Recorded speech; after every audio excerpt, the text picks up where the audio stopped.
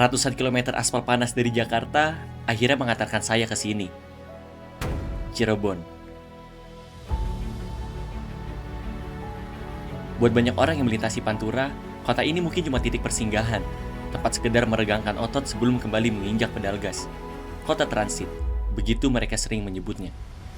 Tapi ada sesuatu yang menarik perhatian saya jauh sebelum saya tiba di sini.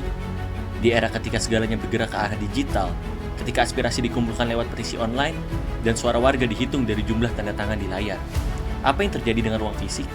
Apa yang tersisa dari tempat di mana orang-orang bisa benar-benar duduk bersama, beradu pandang, dan saling jujur satu sama lain? Ada realita yang cukup menggelisahkan. Ruang publik yang tersedia saat ini belum sepenuhnya cukup, belum inklusif, dan belum dirawat sebaik yang dibutuhkan. Kalau dulu kan masih masih nyala semua gitu kan. Tapi kalau sekarang lampu udah pada mati. Ya sarananya sama kebersihannya aja kurang lebih tertata lagi gitu tuh. Alun-alun ini bisa dibanyakin lagi acara-acaranya, sama kurangi sampah-sampahnya, sama rumputnya potongin. Buat lebih menarik aja sih, kayak dibikin banyak acara gitu, sama dikurangi aja sih sampahnya, kayak kurang bersih gitu soalnya. Kang bagus lah, ya rapi. Terus sampah-sampah tuh, terutama tuh sampah-sampah jangan pada buang sampah sembarangan. Kurang pengecatan yang lebih wow gitu tuh, sama penerangannya kalau malam kurang. Terus untuk fasilitas cuci tangannya juga nggak ada sekarang. Chat-chat gitulah agak menarik gitu tuh.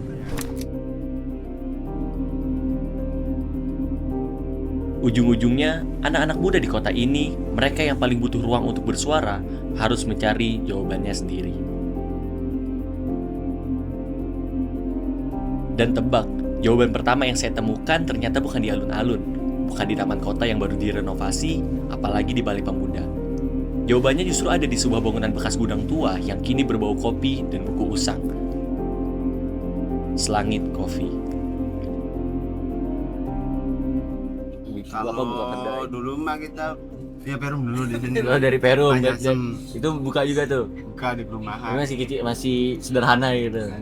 Itu juga masih berapa kalau bisa punya sih enggak ya? 2018. Nanti masih di Baraja kan ya? Baru ada 3 kopi shop. Masih dikit lah ya kopi shopnya pada 3 saat atau itu. 4. Berarti salah satu pelopor juga nih, pelopor Enggak minat sih. kopi. Kang Haris membangun tempat ini sejak 2018. Awalnya dari hobi dan komunitas, berkembang jadi bisnis, sampai akhirnya bertransformasi menjadi sesuatu yang mungkin nggak pernah dia rencanakan sepenuhnya. Sebuah ruang bersama. Untuk awal-awal kita bikin acara kayak. Nah, itu acara-acara kayak apa tuh kan? Kayak diskusi kah apa atau ya? apa? Namanya tuh kita dulu. Kalau di sini mah ngaji sejarah. Kayak semacam jadi ngasah otak apa ya? Lupa. Diskusi lah, aja. diskusi kopi gitu, diskusi kopian. Sama siapa guru dosen psikologi, terus literasi dari situ. Tapi literasi tetap masih dosen. Terus mobil. Anak muda banget. Ya karena mulai bergeser kayak semacam apa ya, daerah sini daerah situ sih beda bergeser. Terus akhirnya pas pindah ke sini itu Bola. Beda lagi. tiba-tiba jadi tempat komunitas anak-anak bola nih. Awalnya malah bukan bola di sini. Jadi awalnya Awalnya tuh ada musik sama sejarah. Ini udah metal fest nih. iya, Cirebon Metal Fest. Jadi gigs lah di sini ya, gigs lokal gitu. Anak-anak Sama lokalan sejarah. Di sini, komunitas sepak bola datang untuk nobar. Anak-anak musik asik diskusi sampai larut, dan komunitas sejarah sibuk membongkar arsip kota. Anak-anak muda ini membangun jejaring sosial dunia nyata yang gak akan pernah bisa dibeli oleh aplikasi manapun. Ini buku-buku emang boleh dibaca sama siapapun. Boleh, masih udah hilang 9 mah. Udah hilang 9. Tapi ada hikmahnya yang dibalik buku hilang itu. Berarti dia masih dibaca sama anak muda di Cirebon. Mudah-mudahan ya. Mudah-mudahan. Jadi kan udah lagi. Soalnya aku beli di Gramedia mah. Lumayan. Lumayan. Dia Kafe ini menyediakan buku untuk dibaca. Meski sampai 9 buku harus terbawa pulang, kocak, tapi sekaligus menyentuh, membuktikan betapa hausnya mereka akan akses pengetahuan. Berdiri di sana, saya jadi bertanya pada diri sendiri, bukankah ini yang sebenarnya kita semua inginkan dari sebuah ruang publik? Lalu, bagaimana kita bisa memastikan ruang-ruang seperti ini terus bertahan? Jawabannya mungkin ada pada filosofi Kang Robi di Kopi Rumah Kosambi. Ia punya prinsip yang sederhana tapi dalam. Area parkirnya sengaja diletakkan di depan gang, bukan persis di depan pintu kedai. Siapapun yang mau masuk, harus mau berjalan kaki, harus mau memilih untuk datang. Di era di mana segalanya didesain serba instan, keputusan sekecil "kamu harus jalan dulu" adalah sebuah pernyataan tegas tentang apa yang dihargai di tempat ini. Di 2022 itu sendiri. Dan kita rubah jadi coffee eatery, dulu cuman coffee shop doang. Jadi kita nguatin makanannya doang. Makanannya juga. Iya. Dan nggak melulu kopi. Dari situ sih. Dan kita salah satu orang yang bodoh tidak mengikuti tren. Jadi kita sampai bikin deadline anti kopi susu kopi susu club. Jadi kita Manual brew banget itu. full manual brew, single origin dan espresso base kan waktu itu. Karena kita juga kan megang beberapa pentolan anak-anak kampus ya, bilang kayak sama Mas Rian sendiri kita masih silaturahmi. Beliau juga kan punya beberapa teman-teman anak-anak kampus di Cirebon. KRK sudah 8 tahun berdiri, sempat 2 kali gagal, dibangun ulang, lalu mereka bertahan. Dari perjalanannya, Kang Robi mengamati satu hal menarik. Konsumen di Cirebon ini datang ke kafe justru untuk mencari orang yang mereka kenal. Beda banget sama Jakarta, di mana orang sering ke kafe justru supaya nggak ketemu siapa-siapa. Ini bukan soal gaya hidup mana yang lebih maju, tapi tentang bagaimana dua kota punya cara berbeda untuk menanggung sepinya masing-masing. Dan di Cirebon, kedai kopi adalah tempat di mana sepi itu ditolak bersama-sama. Sayangnya, ruang-ruang komunal ini sedang menghadapi 2 tekanan besar yang bekerja bersamaan. Tekanan pertama datang dari pasar. Ketika brand-brand kopi besar masuk membawa modal raksasa dan sistem yang mapan, banyak yang mengira itu adalah kiamat bagi kedai lokal. Kenyataannya jauh lebih kompleks. Hanya tuh mereka ngebuka harga. Jadi misalkan kayak di Cirebon tuh kopi susu tuh harganya 25.000. Dari mereka tuh dia buka di Cirebon 35.000. Nah kita tuh seenggaknya customer tuh seenggaknya bisa tahu gitu kalau kopi tuh bisa dihargain. Kalau dibicara pengaruh pasti pengaruh. Karena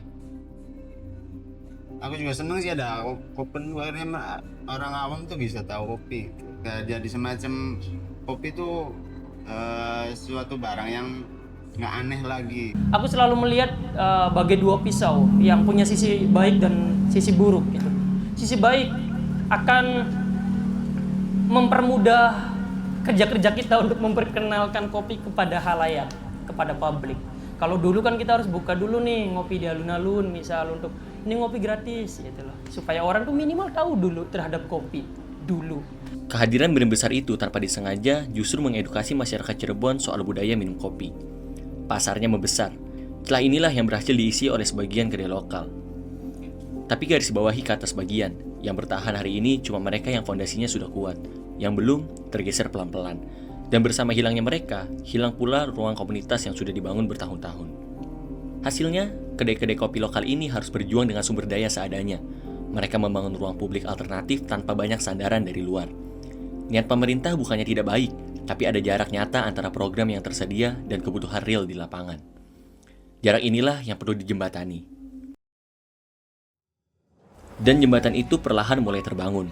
Ada satu momen dalam perjalanan ini yang sama sekali tidak saya duga bakal jadi yang paling menggerakkan. Bukan saat melihat kota dari drone, bukan saat menyesap kopi pertama di selangit, tapi saat duduk di Kopi Satu Visi. Di sana saya menyaksikan sesuatu yang langka. Orang-orang biasa, bukan aktivis, bukan politisi, bukan akademisi, duduk bersama membicarakan kota mereka dengan argumen yang tajam. Malah kayak kopi tuh hanya sekedar kayak pelengkap mungkin ya. Jadi ya kalau secara fungsi ya emang kopi shop atau kedai kopi itu ya memiliki fungsi untuk ruang-ruang diskusi yang emang bisa dibilang cukup berat, yang tidak diselesaikan di ruang-ruang formal biasanya. Mencakup ekonomi, sosial politik gitu. Atau ada yang biasanya kalau anak-anak organisasi gitu kan mau membahas satu kegiatan tertentu gitu loh. Atau mereka pengen ada kegiatan tertentu di sini gitu. Ngomongin tentang demokrasi ini teman-teman. Demokrasi kan sebenarnya nggak selalu hidup di ruang-ruang yang instansi formal ya. Tapi justru demokrasi itu lahir dari ruang-ruang yang informal, kemudian percakapan-percakapan kecil, kemudian interaksi antar warga, itu juga termasuk ke dalam demokrasi. Sebuah komunitas ketika diskusi itu lebih nyamannya ya lebih fleksibel di ruang-ruang yang memang informal seperti di kedai kopi kayak gini. Jadi memang nggak ada batasan untuk orang akses lebih banyak gitu kan. Kalau secara empiris ya kebanyakan mahasiswa itu justru lebih nyamannya di kedai-kedai kopi seperti punya Aryan di sini. Karena kan memang di sini juga banyak sekali aktivitas produktif ya, semacam komunitas, kemudian diskusi. Ini bisa terjadi karena ruangnya ada, ruang yang diciptakan oleh Kang Rian. Dan mereka yang percaya bahwa percakapan adalah prasyarat terjadinya perubahan. Dan percakapan itu nggak berhenti di meja kafe. Hari itu, suara mereka dibawa ke ruangan dengan dinding yang jauh lebih tebal. Kang Rian bukan politisi, ia cuma pemilik kedai yang setiap hari meracik kopi dan ngobrol dengan pelanggannya. Tapi hari itu, ia duduk berhadapan langsung dengan anggota DPRD Provinsi Jawa Barat, membawa sebuah dokumen yang lahir dari obrolan-obrolan di kedainya. Anak-anak muda di Cirebon ini menemukan ruang-ruang sosialnya secara tersendiri. Kita tantangan utamanya itu kan semacam kayak hasil pendanaan, tapi yang paling penting bukan itu sebenarnya. Lebih gimana mereka bisa mengakses informasi, pelatihan, kapasitas gitu. Tenan yang ikut kita selama 2 kali. Memang kendala ya lagi-lagi ya kalau di daerah itu akses finansial untuk para pihaknya kan nggak kayak di Jakarta misal. Dan selain itu kita juga banyak bikin pelatihan untuk teman-teman barista, teman-teman muda untuk bisa misal yang sebelumnya kuliah aja ini bisa kuliah sambil kerja, sambil nyambi gitu. Itu juga dilakukan selama 2 tahun belakangan ini. Luar biasa sekali. Di satu sisi juga pasti yang melakukan pekerjaan ya untuk pemuda, dan kedua juga membuka ruang-ruang diskusi, tempat yang nyaman kan. Karena kita juga butuh tempat yang nyaman untuk ngobrol ya, dan mungkin kita merasa nyaman di tempat yang berinteraksi sesuai. Menurut saya tempat kopi ini ataupun coffee shop ini ya, usaha kopi ini ya cukup relevan lah untuk anak-anak muda untuk diskusi ya, artinya sesuai dengan karakter kita yang suka nongkrong dengan teman-teman sih. Nah, mereka merasa bahwa di sini kayaknya harusnya ranah ruang di mana kolaborasi multi pihak itu bisa bekerja. Dalam artian misalnya dari sisi aspek government yang mereka harapkan, selama ini government mereka apresiasi melakukan pendekatan misalnya pembinaan. Karena contoh satu visi Selangit atau Kesambi ya, secara nggak langsung mereka itu membuka ruang publik yang kita bayangkan padahal kan mereka motifnya ekonomi. Contohnya kayak Kopi Satu Visi, mereka punya ruang-ruang diskusi interaktif. Ruang yang saya ciptakan, ruang yang saya yang boleh bilang anti mainstream itu kan galeri IKM ini kan. Yang galeri IKM itu display produk yang tidak boleh ada transaksi. Nanti mungkin ya saya walaupun tidak harus bicara di depan saya, nanti tanya dari Rian, Mas Rian ini.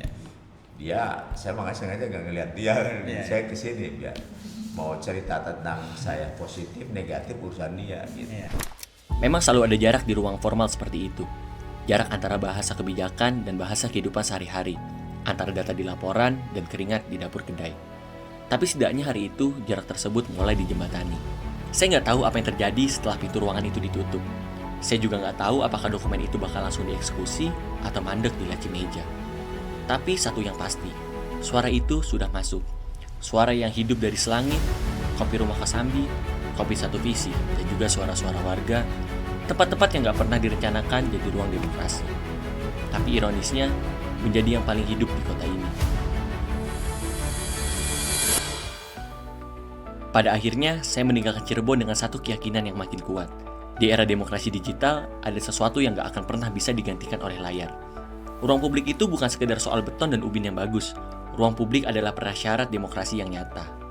Tanpa tempat di mana orang bisa berkumpul, berdebat, dan saling percaya, demokrasi digital cuma bakal jadi teater penuh suara, tapi kosong dari percakapan yang bisa mengubah keadaan. Di Cirebon, ruang itu hidup bukan di alun-alun yang megah, melainkan di gang-gang sempit, di gudang yang direnovasi, dan di kedai-kedai kopi yang buka dari pagi sampai malam. Ia hidup karena ada orang-orang seperti Kang Haris, Kang Robi, dan Kang Rian yang rela menyalakan kompor dan menyeduhkan kopi untuk orang-orang yang bahkan gak selalu mereka kenal. Tapi mereka gak seharusnya menanggung beban ini sendirian. Membangun dan menjaga ruang publik adalah tanggung jawab kita bersama, termasuk mereka yang duduk di kursi pembuat kebijakan. Karena selama kita belum menemukan cara untuk merawatnya, kedai-kedai ini akan terus berdiri sebagai pengingat keras bahwa percakapan yang jujur butuh tempat untuk terjadi, dan tempat itu tidak boleh hilang. Terima kasih Cirebon. Saya meninggalkanmu dengan lebih banyak pertanyaan daripada saat pertama kali saya datang.